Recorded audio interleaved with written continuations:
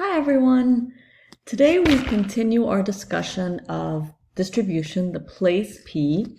Last time we talked about channels of distribution, some aspects of distribution strategy, supply chain in general.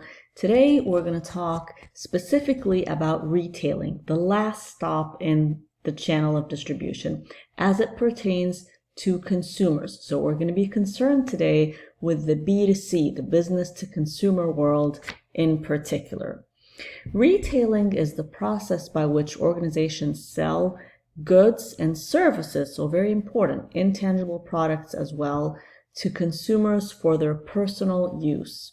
And going back to the 4 types of utility that marketing creates, retailing is most concerned with time, place, and ownership or possession utility. And retailing is really important in the United States. It generates about $5 trillion in annual US sales. About 1 in 10 US workers are employed in retail. Many of you I know are or have been. I know I have been. Retailing practices are very interesting because they are one of these things that are very culture specific. So things that we can do here, we can't always do in other places in the world. You can't walk into any supermarket in Europe, for example, or in many other countries and squeeze a tomato if you want to buy it, or you can't always expect smiling faces to greet you. It's just not how things are done everywhere. In many parts of the world, you don't have the huge hypermarkets like we do here, or department stores. You have many tiny specialized stores. So it's really interesting and exciting in that way. And then finally, I know I keep saying that the promotion P is the most visible element of the marketing mix. Well, retailing is part of the distribution of the place P that is also very visible and always has exciting things going on. So, that qualifies my earlier statement of the promotion P being the most visible. Retailing is also very outward facing part of marketing. Okay, so the first aspect that I want to go over with respect to retailing is the wheel of retailing hypothesis. And there are many such hypotheses that explain how stores evolve and how the world of retailing changes over time, but this is one of the most popular. And so I don't feel that you should do an introductory marketing course without having been exposed to it. So the wheel of retailing posits that when a new store enters the market in its entry phase, it is a very bare bones operation. Its margin, its profit margins are low. Its prices are also low. Its services that it offers are very limited. So maybe we don't provide gift wrapping. We don't have fancy waiting areas. We don't even have a very wide selection of products. And then as we prosper, as the store prospers and starts to do better, becomes more popular, we are able to offer our customers more things, but at the same time, our prices are raised a little bit because we're more popular and also to accommodate our increased offerings and our increased services. And then that keeps evolving further, and our prices as well as our facilities and our services are upgraded once again. So our prices become even higher, our facilities and services become even more luxurious, and that is why we call the final phase the vulnerability phase.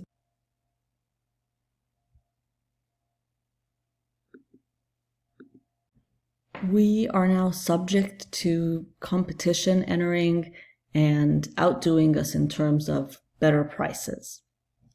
So this is, again, just one theory. There are others. Now, this concept fell out of favor a little bit when big box stores like Walmart started to become popular. When Walmart gained such dominance on the market, people said, okay, the wheel of retailing is dead. It stopped. We used to say in the marketing world, the wheel of retailing is no longer turning. And Walmart has put that hypothesis, away. No one is ever going to look at it again. But then, of course, and the reason is because Walmart was able to kind of stay in between these two phases and was never going to be vulnerable to anyone until, of course, Amazon entered the scene, or became as powerful as it is. And then that disrupted even Walmart and disrupted how we see things. So anyway, it's something to know about, because if you're in retailing, if you're in services, this concept is likely to come up. Okay. Retailing is always evolving. New things are happening. Besides, the new thing that all of us, of course, know is that we're shifting a lot of our purchases online. The first one is omni-channel marketing. So consumers not only want to be able to shop online and in store, and sometimes even over the phone, by mobile, on social media, but they want all of these channels to seamlessly integrate together. And that is what omni-channel marketing is. It is the retail strategy that provides a seamless shopping experience across all channels. And so think of an example. Think of, for example, if you have done any registry of any type, or maybe shopped on a registry, where you can go to Target, let's say, online, register for the wedding items that you want, and then go to the store and continue the process with a scanner, and you can look up what you've done before, and then call them on the phone and they can look it up for you, and you can make changes there, and so on and so forth. That is what omni-channel marketing is. And of course, as consumers, we get frustrated if we feel that that the channels are not talking to each other, more and more every day. A second new direction in retailing is retailtainment. And that means that, especially with brick and mortar, but even online, even with e-commerce, we want more out of the retail experience than just being able to shop for a product and acquire it. We want it to be an entertaining experience. And of course, the classic example of that one that's in the book, if you've ever been to one, is Rainforest Cafe, where you go and you can sit in a restaurant, but it also, there's, an aquarium right next to you, and animal sounds, and it feels like you're in a rainforest. But there are others. Malls in general are trying to be more and more entertaining and provide just more than the shopping experience. Lush, the cosmetic store, comes to mind. When you go to Lush, you don't just go to purchase the product, you go to sample stuff. Even though we can't do it exactly right now, but you go to sample their products. You go, and sometimes they even have tea, or a food or a drink that you can walk around with as you're doing that.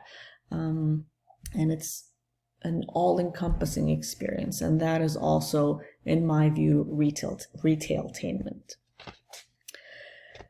Another important issue to keep in mind with retailing, especially if you are in retailing, is ethical issues. So review these carefully. Shoplifting is obvious, but another one that is maybe less obvious is retail borrowing. And that is a huge issue for some stores, when the consumer buys something with the intent to use it for a little while and then return it, whether it is a fancy camera or an evening dress or whatever it may be. And, retailers have policies that try to curb that, but they also want to have liberal return policies, because that encourages people to make their purchases. Employee theft is another, when it's, you want to treat all of your employees like trustworthy partners, but sometimes an employee can steal, whether it's products or money. And then finally, ethical treatment of all customers, meaning not profiling any of our customers, being respectful and being courteous. And I would add to that, having policies that ensure ethical and courteous treatment of your workers as well. Okay, we classify retailers in various ways. I'm just going to look at a couple of them that are particularly important. The first one is by the breadth and depth of our merchandise, and we can generalize that and say by our merchandise selection. Okay, breadth of merchandise refers to how many different product lines we carry. So are we a store that carries just books, for example, or just Lord of the Rings merchandise? That would be a very narrow selection. Or are we a store that carries books and groceries and shoes and Lord of the Rings selections and furniture and everything else? And that would be an extremely broad selection. And then, of course, we have everything in between as well. Think of it more as a continuum. And then depth refers to the selection of items that you have within each line. So, for example, within the books selection, do you have just a few types of books? Or do you have, 100 books, and that would be a very deep selection? Within, if you carry shoes, do you have just a few of each style and color and size? Or do you have both genders of shoes and all colors and all styles and evening shoes and running shoes and everything else? And that would be a very deep selection. So let's see if this will let me draw. Okay, so if I was trying to diagram this, I would say a narrow selection could be represented like this, whereas a broad selection could be represented like this. I have many different types of products. Okay, so that's how I would represent narrow and broad in the breadth category, in the breadth dimension. And then if I had a shallow selection, then underneath each product line, maybe I have only one or two things. So I can have a broad selection, but also have a shallow selection, meaning within each category, within my shoes, I only have two kinds. Within my fruits, I only have one kind. Within my furniture, I just have two types of chairs, and so on. And then deep selection means for every product line, I have tons of different things. Tons of different things within each product line. And I could keep going. I can keep drawing a very deep selection underneath each one of these, but you get the idea. And these are some examples. The ultimate example of a store or a retailer that carries an extremely broad and an extremely deep selection is Amazon. They have every product line that we can think of, and within every product line, they also have many, many different options. Whereas something like Sam's Club or Costco, they do have many different product lines, but only a few choices within each one. A type of store that has a narrow breadth and a shallow selection is an airport bookstore, for example, where they only carry books and they're only going to have maybe one or two things within each type of book. Okay, another way to classify retailers is just by type, where we just look at each one, look at its characteristics, and give it a type. And I've listed them here. You can also look at the list in more detail in your book. Ironically, the one that's probably not doing very well right now is the category killer, which is a store that is very specialized in one thing and has an extremely deep collection. So something like Office Depot, something like even Best Buy, a store that is specialized just in office merchandise or just in electronics, for example. Off-price retailers like Marshalls and TJ Maxx and Home Goods, these are doing really well right now. Okay, next, let's talk briefly about services. A service is when we sell something that is not tangible. So we are selling an act, effort, or performance that is what is in the exchange. So the user gets to enjoy it, but without owning it. There's nothing to own. They don't go home carrying anything, right? Because it's not tangible. The service industry is very big, just plainly. It accounts for 4 out of every 5 jobs in the US and about 80% of GDP. And I said I would talk about B2C commerce today, business to consumer, but services definitely also encompass B2B. So accounting services, consulting services, all of these things are definitely in the B2B arena. Because services are intangible, they create unique challenges for marketing, or at least unique considerations. We don't necessarily have to call them challenges. Services have 4 characteristics that we think about when we're deciding what to do or what decisions to make. The first one is intangibility. Services are things that you can't touch. And so that means it's very important to have cues there that help the customer make the decision. For example, if you're a professional service like a doctor or a lawyer or an accountant, you hang your certificates on the wall. Or if you're any type of organization, maybe you hang your quality certificates on the wall or awards, because these are tangible cues that tell your customer that they can trust you, because they don't have anything else to touch and feel to assess the product by. Perishability means that the service is something that can't be stored and consumed later. The person can't buy, your consumer cannot buy the service and store it for later use.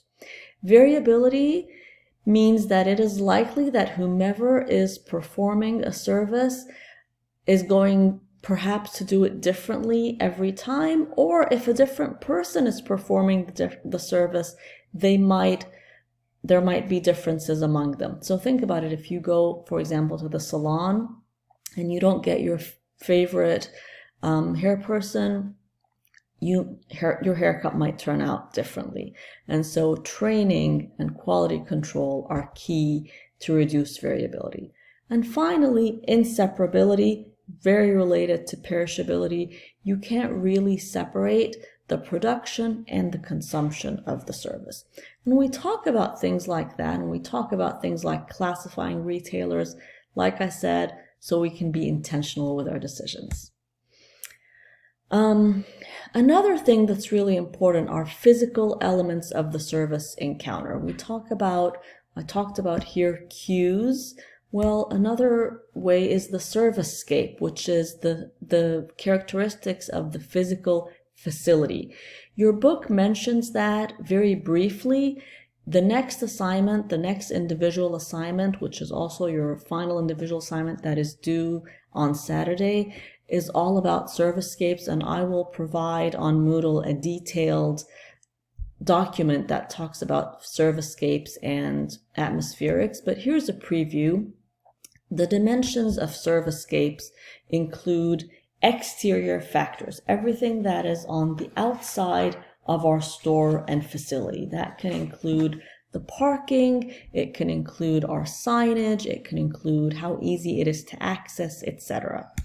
Ambient conditions are the feel of the store. That's how we describe it, just how it feels. The lighting, the music, the smells, something like the Apple Store, it has a very specific feel, and that's part of their ambient conditions.